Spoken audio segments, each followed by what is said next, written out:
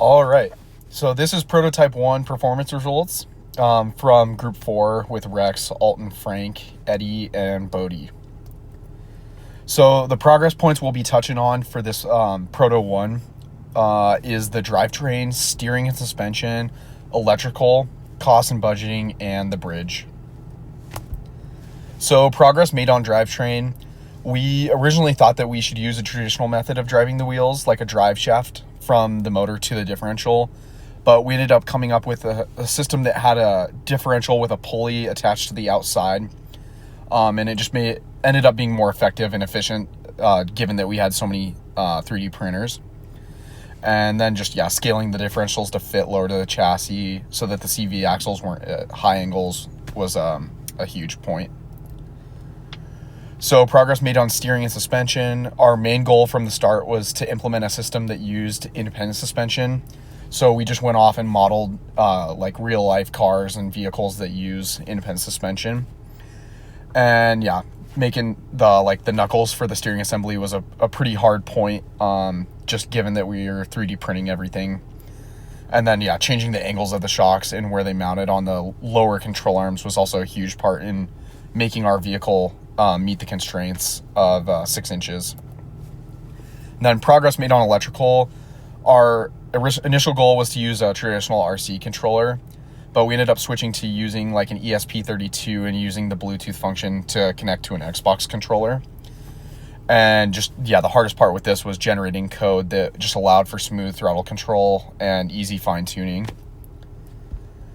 And progress made on the bridge. Originally, we accidentally calculated all of it, our material properties using tempered or MDF. So we had to switch over and redo it with the tempered hardboard. So just recalibrating that mathematical model made in Excel was a huge factor. And then just using the data collected from Performance Day, we determined a factor of safety that will assure that the second bridge will be able to support the required loads for final test day. And we did pretty well on Performance Day with about 160 pounds of static loading. And the next design will ideally be more aesthetically pleasing. Budgeting, we've reached about $70, and that's primarily just been taken up from the Rover with the motor, ESC, ESP32, LiPo battery, suspension, and hardware. But luckily, our remaining budget still sits about at 180, so we have quite a bit to still mess around with. Then just insights, generally, we realized that our communication and meeting time should be increased, just to get stuff done more efficiently. And there's a few factors on the car that we need to improve, just like the motor heat and using a material like instead of PLA, using like PCTG. And steering, instead of using like a rack and pinion, we're going to try and use tie rods similar to the one that you can see in the photos to the right.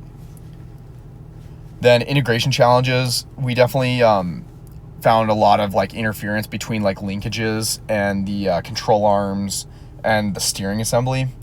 So just going in and constantly modifying that and making new prints was a huge part.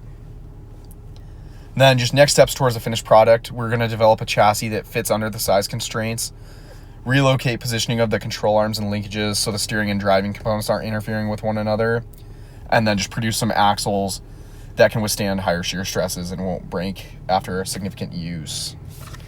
And that should cover it. Thanks a lot.